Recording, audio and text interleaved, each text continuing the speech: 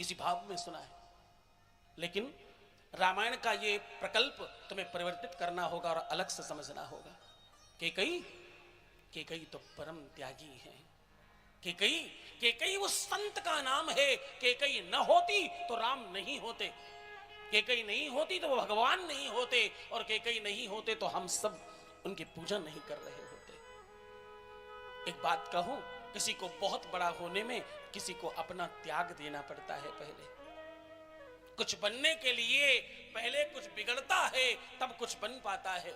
हाँ, बहुत सारे गेहूं को बिगड़कर आटा बनना पड़ता है और उनको बिगड़कर रोटी बनना पड़ता है। कुछ बनने के लिए पहले कुछ बिगड़ता है, उसके बाद कुछ बनता है। केकई के बिगड़ने पर भगवान राम बन पाए। कुंभक रामायण का एक बड़ा अच्छा प्रसंग। केकई तो भगवान राम को अतिशय प्रेम करती थी।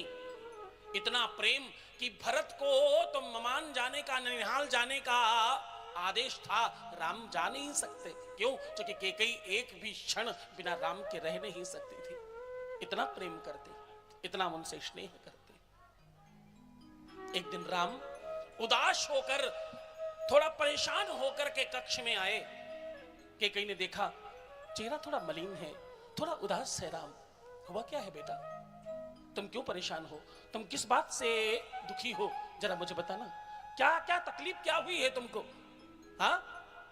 राम ने कहा, मां, मेरी तकलीफ को दूर करने के लिए इस समूचे विश्व में कोई है नहीं आपके अलावा।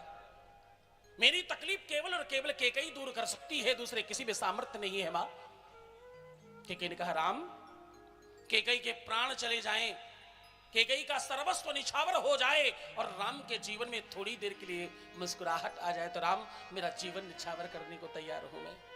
मेरे प्राण ले लो और तुम मुस्कुरा दो, बस इतना ही बहुत है।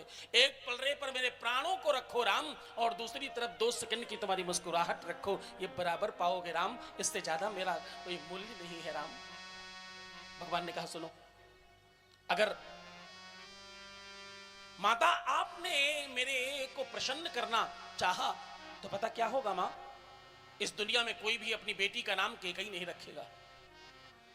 इस धरा में तुम्हारा बड़ा अपयश होगा, बड़ा असम्मान होगा, और लोग बहुत आपके नाम को खराब करेंगे। आपका बहुत नाम का ह्रास होगा मां। केकई ने कहा, राम, हम उस धरा की माएं हैं, हमें अपने नाम की चिंता कहां है? तुम्हारा नाम होगा, बस इतना बहुत है। कोई केकई नाम रखे, कोई फर्क नहीं पड़ता। मेरा नाम खराब हो जाए, कोई फर्क नहीं पड़ता। मेरे राम का तो नाम होगा ना, मुझे मंजूर है राम। राम, मुझे इतनी सी बात के लिए मैं तैयार हूं। राम ने कहा, मां, अगर तुमने मेरी बात मान ली तो हो सकता है भैया भरत भी आपसे नफरत करने लगे, हो सकता है वो भी आपको बहुत बुरा और बहुत गलत समझे। केकई ने बहुत बढ़िया बात कही। बोले, राम, वो मेरा है ही नहीं जो मुझे समझ नहीं सकता। बहुत गौर से समझना, जिसने मुझे समझा नहीं वो मेरा नहीं राम। अगर केकई को भरत न समझ पाया तो मैं उसे समझाने नहीं जाऊंगी राम। मैं आपको ये वचन देती हूं, मुझे कोई दिक्कत नहीं।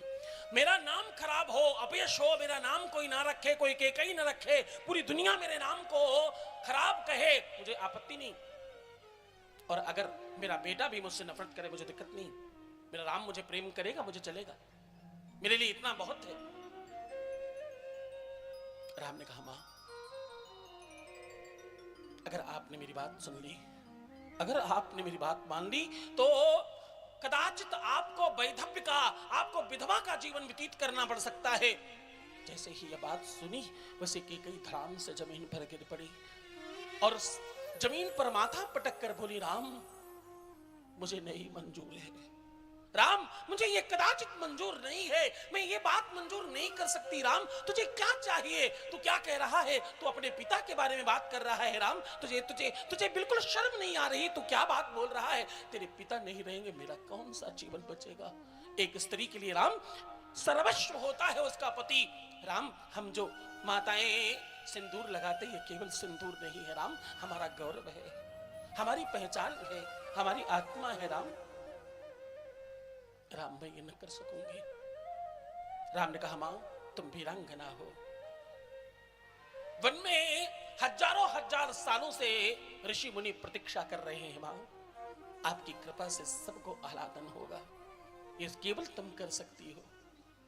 और राम आगे बढ़कर बोले, मां, हाथ पकड़ा और शीश पर हाथ रखकर बोला, मां तुम्हें मेरी सौगंध है, मना नहीं करना। कि कई थर कांप रही है, बोली, राम तू ये क्यों नहीं कर देता कि मेरा सर मेरे धड़ से अलग हो जाए। राम तू ये क्यों नहीं करता कि सर्वस्व अभी समाप्त हो जाए ये दुनिया। राम तू जो मांग रहा है वो देते समय मेरी आत्मा बाहर जा रही है। बहुत ढांढस बंधा करके कई ने कहा, राम कदाचित मुझे ये भी मंजूर है, लेकिन राम अब तुम और कुछ मत कहना, बस सीधे बताओ तुम्हें क्या चाहिए। भगवान राम ने कहा, मां जो मैं मांगने जा रहा हूं अगर तुमने वो मुझे दे दिया तो कदाचित तुम्हें मुझसे भी 14 वर्षों के लिए दूर रहना पड़ेगा। जैसे ही ये बात सुनी कि कई ने दीवार पर सर पटकना शुरू कर दिया। राम तू मुझे मारने आया है, राम तू कुछ देने नहीं, तू तो सर्वस्व समाप्त करने आया है। राम तेरी मुस्कुराहट नहीं, तू तो जीवन समाप्त कर रहा है। तू कह दे मैं अभी मर जाऊं, तू कहे तो अभी मैं शांत हो जाऊं, तू कहे तो अपनी सांसों को रोक कर अभी ही पंचतत्व में विलीन हो जाऊं। राम मैं नहीं कर सकूंगी। तूने कहा मेरा नाम खराब होगा, मुझे आपत्ति नहीं थी। राम तूने कहा कि मेरा नाम कोई रखेगा नहीं, अपनी बेटी का नाम कोई केकई नहीं रखेगा, मुझे दिक्कत नहीं है, कोई समस्या नहीं थी। राम मेरा बेटा मुझसे नफरत करेगा, इसमें कोई समस्या नहीं थी। राम मेरा पति मुझे छोड़कर चला जाए, इस बात पर भी मुझे आपत्ति नहीं है। राम इस धरा पर माताएं वैधव्य जीवन के बाद भी अपनी लाल को अपने सीने से लगाकर अपने आंचल से दबाकर रखती हैं। पति छोड़कर चला जाए, पति छूट जाए, छूट जाने दो, अपने बच्चे माएं छोड़ा नहीं करती। यहाँ बच्चों को अपने आंचल में छिपाकर हम माताएं रख लिया करती हैं। राम मुझे कदाचित ये मंजूर था, पर तुम उसी मां से कह रहे हो कि उसका लाल भी उससे दूर हो जाएगा। राम मेरे पास क्या बचेगा, तू मुझे मार दे। राम मेरे पास कोई चारा नहीं है, मैं कौन हूं मुझे समझ नहीं आ रहा। राम मैं अपने को संभाल न सकूंगी। राम कि कई विषमता में कई की चीखें निकल रही हैं, पूरा कक्ष कई की चीखों से भर रहा है। राम ने कहा, मां चरणों में शीश रखकर, मां पिताश्री के पास तुम्हारे 2 वरदान पड़े हैं। एक में भैया भरत के लिए 14, भैया भरत के लिए राजगद्दी और मेरे लिए 14 वर्षों का वनवास तुम्हें मांगना होगा। और मां एक अंतिम बात, ये बात किसी को पता ना चले, अगर पता चले तो तुम राम को प्यारी नहीं हो, अथवा तुमने राम को कभी प्यार नहीं किया, प्रेम नहीं किया। मां ये बात किसी को बताना नहीं। कई ने राम को धक्का मारते हुए कहा, राम मैं वचन नहीं देती, मैं प्रयास करूंगी। राम तू मेरे सामने से चला जा, राम तू मेरे सामने नहीं आना, राम तुम अपना चेहरा मत दिखाना, मैं तुम्हें देखकर कमजोर हो जाती हूँ, मुझसे हो नहीं पाएगा। राम तुम दूर चले जाओ मेरे से, राम तुम मेरे कक्ष से बाहर चले जाओ। मैं तुम्हें सत्य बताऊं, प्रेम के बड़े तरीके हैं। कभी प्रेम में कोई रूठ कर बताता, कभी कोई चीख कर बताता, कोई रोकर और कोई आपको झटक कर बताता है। प्रेम के बहुत स्वरूप हैं। प्रेम जताने के अलग अलग तरीके हैं। कभी कोई बहुत झगड़ा करे ना तुमसे, तो तुम चिंता नहीं करना, वो तुम्हें बहुत प्रेम करता है। हाँ कोई तुम्हें धक्का मारे तो दूर मत जाना, क्योंकि वो तुम्हें गले लगाना चाहता है।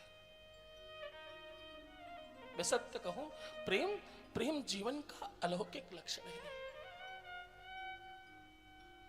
कि कहीं राम को धक्का लगाकर बोला, कक्ष से बाहर चले जाओ। राम तुम मेरे सामने नहीं आना, राम तुम मेरे सामने पड़ना नहीं। अब तुम सामने आओ तो मैं कमजोर हो जाती हूँ। राम तुम्हारा चेहरा देखकर मेरे से कुछ होता नहीं है। राम तुम बाहर चले जाओ। जैसे ही केकई ने कहा कि राम तुम बाहर जाओ, राम उठकर बाहर गए। अब जैसे ही वो बाहर जा रहे हैं, कक्ष का दरवाजा बंद हुआ और केकई की नजर घूमी। केकई ने कहा, राम थोड़ा ठहर तो जाते, राम थोड़ा आखिरी बार मुझे देख तो लेने देते। राम मुझे 14 वर्षों के लिए तुमसे अलग होना है। मुझे 14 वर्षों के लिए तुमसे दूर रहना है राम। एक आखिरी बार मुझे देख तो लेने दे। मुझे जी भरकर एक बार निहार तो लेने देते मुझे अपने लाल को राम। केकई की चीखों से पूरा कक्ष गूंज गया। केकई माथा पटक कर जमीन पर रो रही है। मेरे पास क्या बचेगा, मेरे पास शेष क्या है? मेरा नाम समाप्त तो होगा। मेरा पुत्र मुझसे नफरत करेगा। मेरा पति मुझसे दूर चला जाएगा। मुझे वैधव्य का जीवन व्यतीत करना पड़ेगा। और जिसके लिए सब कर रही हूँ वो 14 सालों के लिए दूर जा रहा है। मेरे पास क्या क्या क्या क्या कौन सी चीज शेष रहेगी? मेरे पास रहेगा क्या? मेरे पास बचेगा क्या? और मैं क्या क्या हासिल कर रही हूँ इसमें? और के कई चीख कर बोली जरा देर ठहरो राम,